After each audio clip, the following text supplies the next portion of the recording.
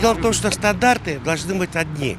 В Соединенных Штатах они берут и требуют абсолютно полную информацию о тех неправительственных организациях, которые работают в Соединенных Штатах от других стран.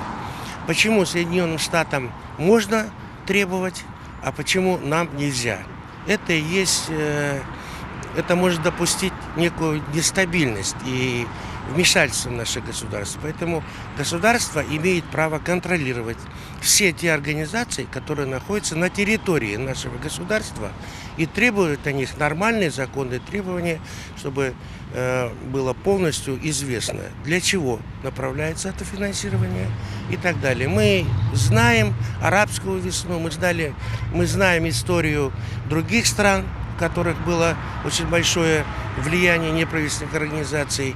И чем они закончились, тоже знаем. Поэтому в нашем государстве сейчас идет аккуратный, размеренный